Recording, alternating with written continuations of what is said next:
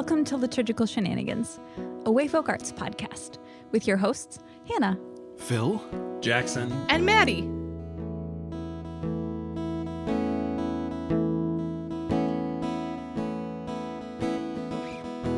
Hello, everyone, and welcome back to Liturgical Shenanigans. We're here to shenanigans you. Once again. We are still continuing on in our Psalms of Ascent series, and this week we turn to I should have looked to be sure I knew Psalm the number. Psalm 124. 124. Psalm we go. 124. Psalm. The Psalm of July. The Psalm of July. Why is it the Psalm of July? That's just what we picked for July. Delightful. Yeah.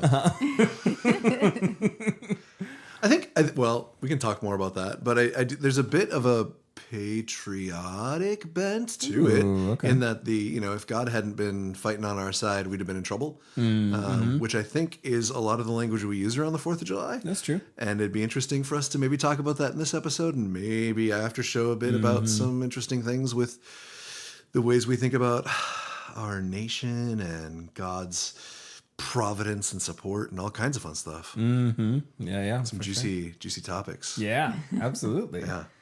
Well, excited this week because you did some translation work, Phil, as Yep. did you, Maddie, around this particular psalm. We partnered up some on this. writing. I ended Yeah. up with a little more of the translation side. Maddie ended up with a little more of the response side. Nice. So cool. But We fun. provided commentary to each Fun other. collaboration. It was. So, with permission, I'd jump in and share this month's translation of Psalm 124. Sounds good. Invite you to take a moment and prepare yourself to receive these words. Psalm 124, a song of ascent of David. If the Lord had not been on our side, Israel, say it with me. If the Lord had not been on our side when people loomed over us, they would have eaten us alive the moment their flaring nostrils turned our way. The waters would have swept us away, the torrents swallowing us whole, the haughty waters swallowing us whole. Bless the Lord who did not serve us up as prey for their teeth. We escaped whole like a bird from the hunter's snare. The snare is broken, and we escaped. Our help, the name of the Lord, maker of heaven and earth. Do I just go right into it? I'm so sorry. Yeah, and so that's the psalm, and then and we also have a bit of a creative response. Oh, man. Is there a way that you would categorize the response that we kind of put together here? Yeah, I called it a song of a survivor. It's a psalm of a Maddie. I don't know. I like it. Perfect. Of a Pamati. Recenter yourself if you need to recenter yourself. Bless the Lord, who didn't let the tide drag me away, but still sent me into the water. Bless the Lord, who saved me from being swallowed, but not from being bitten. Bless the Lord, I'm whole, present, alive, but not unwounded. Bless the Lord, the snare is broken. I can walk away free, but I can feel its bite at my ankle with every step. The sting reminded me of the battle I fought. Bless the Lord. Where were you at the start? The people loomed, and I can sense their shadow hanging over me so heavily. Couldn't you have prevented its cast? Bless the Lord. You don't guarantee that our feet will find dry, smooth, or even gentle land, but we believe the promise of salvation through it. We believe your presence shades us more heavily than the loomers. We believe that though we will be marked, we won't be broken, with you next to, in front of, behind, and within us. We are injured, battle-scarred. And even so, Israel, say it with me, bless the Lord, for we are rescued. Nice work, y'all. Those are such cool companion pieces. Yeah. Really? Why do you say that?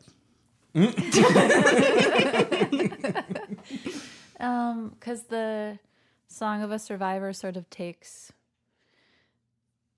the ideas in the psalm and recontextualizes them and modernizes them and sort of gets at the heart of the tension I think so many of us feel about the fact that God doesn't prevent bad things from happening, which is a huge thing. Yeah. So I was grateful that you poked at that. Yeah. I asked the question when Phil and I were kind of going back and forth about the translation, about wouldn't it have been better to just prevent the battle at all? And we kind of started talking a little bit about how, in a lot of ways, those hard things are important because they mold us. Trauma molds us. And like I think about the things that I've been through, and I don't know that I would be Maddie who Maddie is today without it. And I don't really dislike who Maddie is today. And I think we talked in one of our previous podcast episodes about how you can really tell when someone hasn't experienced hardship, and you're kind of like, ew. But they feel misinformed, or like they're missing something. And there's a beauty in being informed and having experience. But also, I don't feel comfortable saying, like, I believe in a God who lets hard things happen because they need to in order to make me you know what I mean? There's like a tricky line there. So when I read Phil's translation, it was with like a bitterness. Yep. Yeah. Yeah. Well, and I noticed right away in me the urge that has been, I don't know if it's been trained into me or if I've probably a bit of both. But when you were like, a God who lets these things, I said, well, let's, not makes. Yeah. Let's, like, that's better. You know? Right. You know, like if we thought about abusive parenting, you know, there's the one that is causing direct harm and the one that is letting that Passively. happen. Yeah. And I'd be like, well, no, God is like the parent that is letting the abusive parent continue. And I'm like, Which is almost more damaging. let's not jump on that, you know? Yeah. No, but could God have stopped it? I think the real answer is I don't know. Yeah. But like would I go back and change it now? I'd love to protect that Phil from it without changing who I am now Yeah. and the lessons that I got from it. And I don't know what that means. You know? There's like I love my scarred self, and I wish I didn't have to experience what gave them to me. And really, it's we talked about that line, or the section, bless the Lord, where were you at the start? The people loomed, and I can sense their shadow hanging over me so heavily. It's more like the memory of the thing that's hard. Like I got through it, awesome, but it still feels so present. The shadow is still there. And I think The claw's still grabbing. yeah, and I think for me that's almost what I wish could go away. The thing sucked, but it's over. The door's closed. It's done with. I fought the battle. God pulled me out. Whatever you believe, but it still feels like it's happening, as if I was right there in it, and that's the piece that feels so unfair. Well, describes trauma so well. The Yeah. idea that like the thing looming isn't there anymore, but the shadow, you can still feel the shadow. The harm hasn't ended. Oftentimes, even if the person isn't in your world anymore. It's oftentimes worse. It's called post-traumatic stress because you feel it post the traumatic event. And that sucks. On that note, one of the things I was thinking about a lot as I was translating it, if you've listened to my notes on translation, there's some interesting, weird choices to make in here. And one of the things is just the consuming is just very blatant in here. Both the whoever the people are, it's Adam, right? So it's often translated as when man rose up against me, or over us. So what is this? When people, I think that's where I went, but like when humankind, right? When society, like that which is mankind rose up over us. And I got really thinking into some of if you've been listening for the last few months, that The Courage to Be Queer book, Jeff Hood, that I read with a Bible study and talked about a little bit in here, I think. This idea that like there is this normativity that we're all pulled into, And when I was starting to play with what would my response to this be, I had a verse. What was the thing I said? The consuming consumers consume. The consumed consuming consumers or Yeah. something like that. But this idea that like, and I no longer have that here anymore because I kept monkeying with it. But like a community. I have it. Oh, what did I say? The consumed consuming consumers. In a world of hunters, let us be healers. Yeah. Yeah. So, a community of the consumed, always hungering to bring in more flesh, generation after generation, each teaching the next to consume the one that comes after them. And that, what was it? Hunters In and a healers. world of predators. Yeah, let I ended us up be predators healers. and lovers. Kissing lips replaced tearing teeth. This idea, hands that cover wounds, not. And then I don't know. But it's this idea of like, I can read in the psalm. It's a very Israel focused psalm. Like, we are a nation because God didn't let these other peoples consume us. We weren't washed away, swallowed up. But I could also feel like from a marginalized community, where the normativity, assimilation wants to pull you in, and that even includes like generational abuse, generational, toxic family systems or community systems, economic systems, right? And we keep bringing in the next one. I was thinking about conversations I had with some folks earlier in the year around like what happens when folks pledge for fraternities. Oh, sure. And like, or for lots of kinds of things, right? And we do this initiation thing where it's like you suffer through it, and now you have whatever the privileges are, and you're going to help the next people suffer through it, and we just kind of keep eating each other that way. But this idea of a different kind of, right, atonement theory where it's actually, no, we don't need to buy into that system of violence, cycle of consumption to have worth. The snare is broken. And we are saved from that. Delivered, yeah. Yeah. That got me thinking a lot. That we were talking a bit about that as Maddie was crafting that beautiful song of a survivor. Yeah. Yeah, I love the two of those held together. You have I feel like the Psalm 124, the translation, has so much to do with the nation and so much to do with like society, but to really then get the chance to zoom in on like specific individual as well, I think is really impactful. I like too all the images of the thing. I'm gonna figure out how to phrase this. The thing that was painful, not necessarily going away, and not just not going away, but like you use the same sort of images for what God is doing as well. And that's just a really interesting tension to have. So who didn't let the tide drag me away, but still sent me into the water? You have that line that you already talked about the looming shadow, but then later on, we have, I'm going to see if I can find it. We believe your presence shades us more heavily than the loomers. So within the shadow of the loomers is the larger shadow of God. So I love the tension of that showing up, that both expressions have like the acknowledgement of the pain, but also the acknowledgement of the presence of God. Yeah. Yeah. It was making me think of like the seminary days where we were debating whether or not God felt pain. Because if God can feel pain, God could change, and God can't change. But to me, it doesn't even matter. God's sitting with us in it, and that feels really powerful. There's it's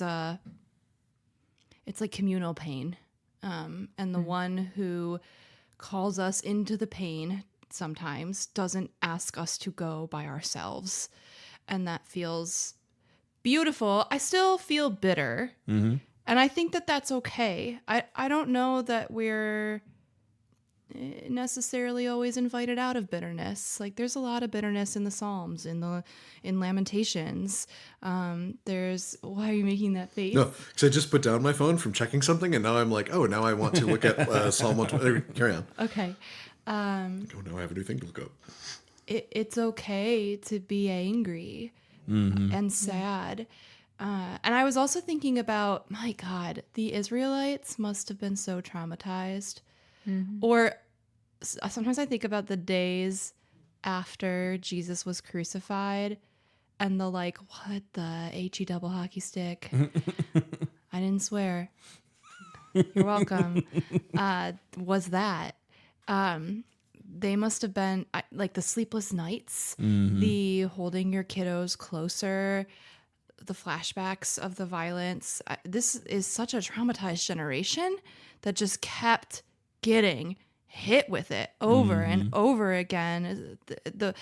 I don't know, the Bible is a book of hope, but it's also one of extreme pain. Yeah. And I don't know that we give it enough credit for that. There's a lot of toxic positivity in the Christian land. But the hope of the Lord is great. Both two things can be true at once. God rescues, and this sucks. So a thing that maybe I talked about in the translation notes, if you listen to that, but so one of the cool things I found in my research in this was that Psalm 123 and 124 form a bit of a chiasm together, both of them referencing back to the first opening lines of Psalm 121, which is super cool and nerdy. You kept calling it chiasm when we were talking outside of this. I don't know what. Oh yeah, word that's means. the thing where like it mirrors itself. A story that kind of like you can go A, B, C, D, E, F, G in the storytelling elements or the words that are chosen or phrases, and then it kind of undoes itself backwards back to A on the end. But something in the middle is kind of the axis turning point that it wants to kind of highlight. Yeah. If that makes sense. Yeah, it does. And a lot of Hebrew poetry functions on that structure. So Psalm 123, which we haven't translated yet, but some of the key points, it's the one that starts with, I lift up my eyes to you who sit enthroned in heaven, right? I'll read it. This is from the NRSV. Sorry, friends. As the eyes of the slaves look to the hand of their master, as the eyes of a female slave look to the hand of her mistress, so our eyes look to the Lord our God till he shows us his mercy. Have mercy on us, our Lord. Have mercy on us, for we have endured no end of contempt. We have endured no end of ridicule from the arrogant, of contempt from the proud. That's 123.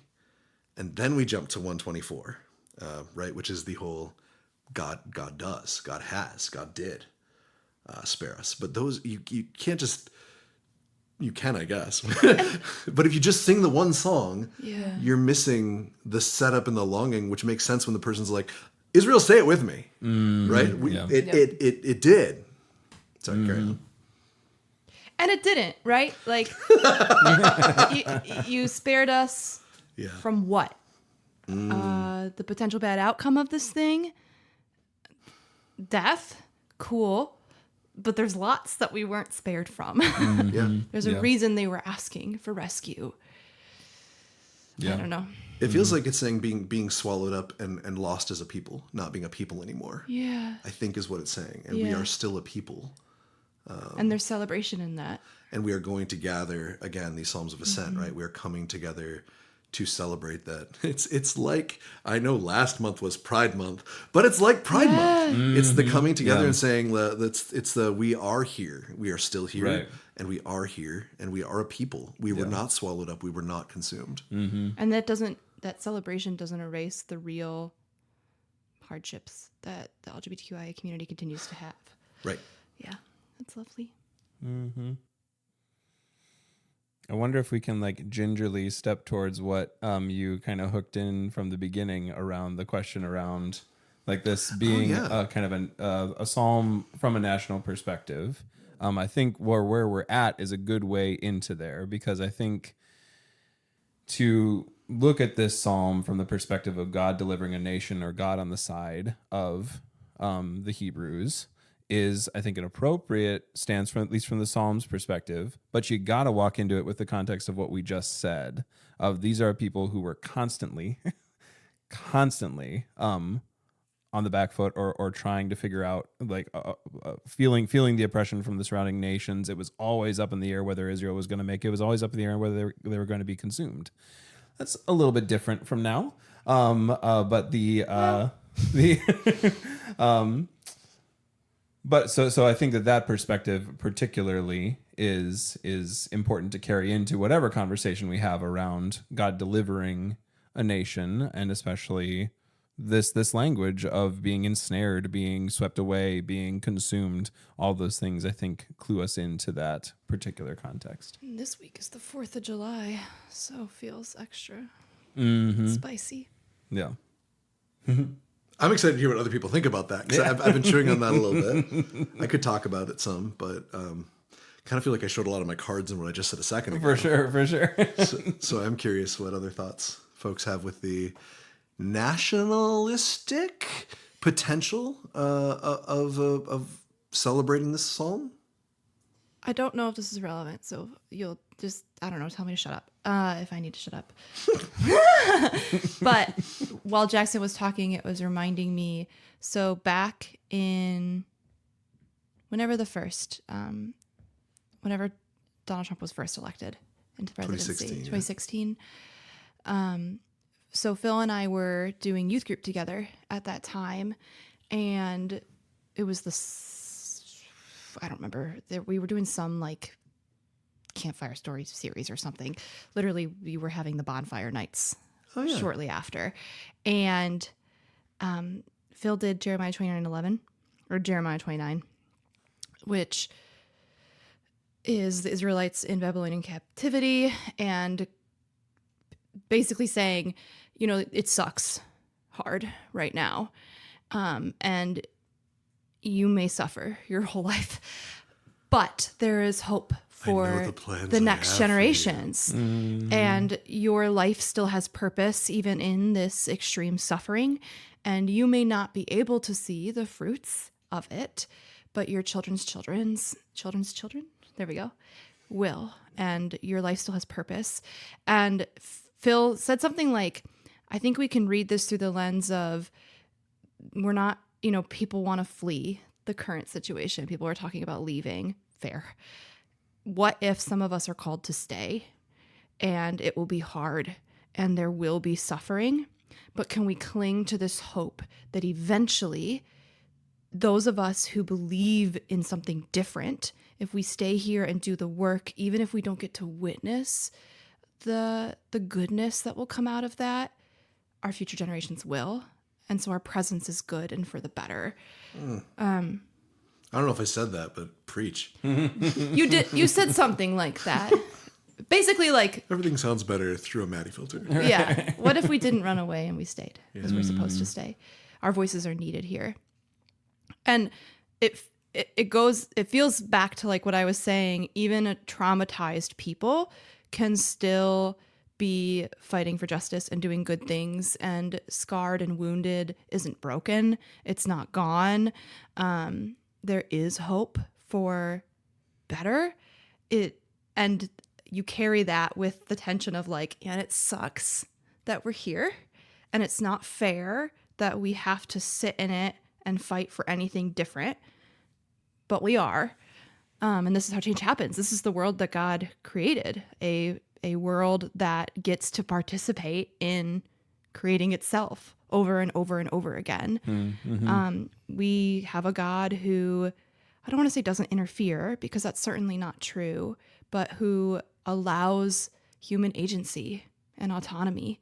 And the difficult part of that is that sometimes that means stuff sucks. Yeah, comes with pain. Yeah.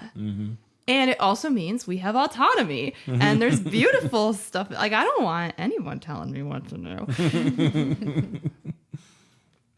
Yeah, I'm thinking about... Was that coherent and relevant? Yeah, for sure. Yeah. Hell yeah. Heck yeah. Shit. No! I was this close. So no swears. We have an explicit rating. That's what it's for. For me specifically. That was too delightful. I forgot whatever my thing was. So, yeah, with the tying that to the sort of national thinking, elections and politics and who feels included, excluded, meeting the nationalism mentality. I've been thinking about that a lot this week, and this idea of who God is for, right? And as we've done lots of this, as we look at the Beatitudes, or you look at anything Jesus ever says, right? Like the being for the poor and for the marginalized and for the folks who are being harmed by systems of power, empire, power over, harm, etc. This psalm really seems to be talking about that, right? Like Israel isn't about the political entity.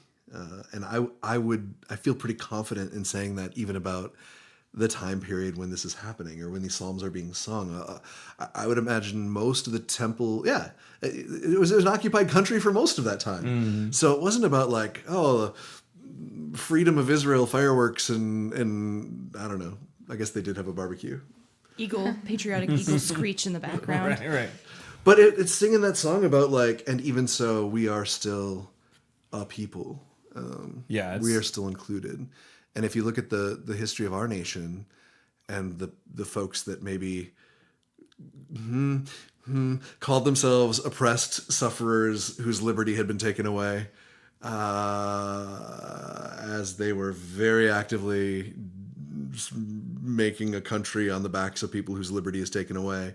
And I think about which nation this song is for, right? Like which group of people, which us, which we, which Israel. I think it provides me even a bit of a challenge to that nationalism and an invitation to an actual inclusivity. Yeah. Was that coherent? For sure. It was. Big Asgard is not a place. It's Asgard a is people. not a place. It is a people. Yeah. But also, never mind. Yeah. It also, like, who gets to make that decision? Yeah. Who it's for? Who gets to say whether or not a people are experiencing oppression or not? I do think there's like a difference Me, between... apparently. So Yeah. There is a difference between I feel oppressed and I am being oppressed. And is there room for us to validate the feeling? I believe that you feel you are experiencing oppression while also naming a reality. There are groups of people that are not being truly oppressed. And perhaps the sentiment of this is not necessarily for them, and we can have empathy for the feeling you have. Right. whereas I'm like, no, they're the swallowers, Well, but have been swallowed because it's the that's- consuming. Yes, that's what I was gonna say. Like Salvation is for we- them as well. Yep. it's I hate this hurt people bullshit, but oh my god, I swore again. It's actually okay. Okay. Anyways, someone else say swear words. It's not just me. But it's true. Traumatized people spill their hurt out. It's not okay. That is not an excuse. What the thing that one of the many things that sucks about trauma, you did not do the thing to make yourself traumatized, and yet it is your responsibility to do the work to heal from it. That sucks. It is so hard, and yet it is true. So it's not an excuse, and that trauma is still real. And I think that there's a pendulum swing here as a society that we've done where we're like, okay, the loomers and consumers, they suck. Shut up. Stop being bad. Stop hurting. And then they hurt more because now they're like, you're not listening to me. I am hurting. What about my problems and my oppression? So there's no healing. There's been no invitation to heal. And yet we're telling them you need to heal and do better. But also don't come to me for that. Right. That's a problem. We, meaning like me, a white person who could sometimes pass as straight. It is my work to provide that empathetic posture where I'm able, as someone who isn't being oppressed by those people. Now, I am also female presenting, so I would argue those people kind of are oppressing parts of me. So then straight white men, like, you could posture yourself in an empathetic way towards their child. Like, some of us are called to sit with that. And we need to do a better job about holding ourselves accountable for that role, too. Else we are contributing to the continued oppression by not creating a space for the oppressors to heal. Yeah. And the invitation to healing feels like that the snare is broken. Mm-hmm. Feels like that. That doesn't mean it's easy. I think most people, it's wildly amazing, heroic effort to like choose to lean into the pain and work of healing. It's vulnerable. Mm-hmm. But as a community, it's our invitation. And hey, we're sent out to be healers, right? Mm-hmm. And trauma requires full system agreement to heal from. Unpack that sentence. For a traumatized individual to genuinely heal, all of the systems or communities in their life need to be in agreement, to be on board to support that healing. So their friendships, their families, their workplace, their schools. That is not reality. Oftentimes, we are a vastly uninformed or trauma uninformed. What's the opposite of trauma informed? Is that a word? I like it. Sure. Trauma uninformed. Trauma ignorant. Yeah, there we go. Wow. Ignorant. It's all right. I said astral earlier. It's fine. Astral. We're just not good at this. We're just not. A lot of Talking or- systems. oh, no, sorry. That too. But a lot of systems roll their eyes and scoff at mental health. Yeah. Or they say that's really hard and we don't have the resources, so we're not going to do it. Yeah. Or that's really hard. You really we want to create a space for you to heal. Also, we're going to keep making it worse and contributing to what's harming you. You feel like you're being gaslit. But yeah, we're really bad at that. And yet it is what is necessary. So those of us who are capable and aware that that's necessary, let's do that to the greatest of our capacity possible. Love on. Love on. So anyways, But also, Hannah thoughts. oh God, thank God. Can you edit Actually, me no, out? right now. I was actually going to ask. I assume we have come to about the end of our time, and I was wondering, Maddie, if you would read us the piece again. Oh, yeah, I will. If this conversation activated you, good. And also, maybe resettle your system to receive this other activating thing. But do what you need to do to hear this song of a survivor. Bless the Lord, who didn't let the tide drag me away, but still sent me into the water. Bless the Lord, who saved me from being swallowed, but not from being bitten. Bless the Lord, I'm whole, present, alive, but not unwounded. Bless the Lord, the snare is broken. I can walk away, free, but I can feel its bite at my ankle with every step, the sting reminding me of the battle I fought. Bless the Lord. Where were you at the start? The people loomed, and I can sense their shadow hanging over me so heavily. Couldn't you have prevented its cast? Bless the Lord. You don't guarantee that our feet will find dry, smooth, or even gentle land. But we believe the promise of salvation through it. We believe your presence shades us more heavily than the loomers. We believe that though we will be marked, we won't be broken with you next to, in front of, behind, and within us. We are injured, battle-scarred. And even so, Israel, say it with me, bless the Lord, for we are rescued.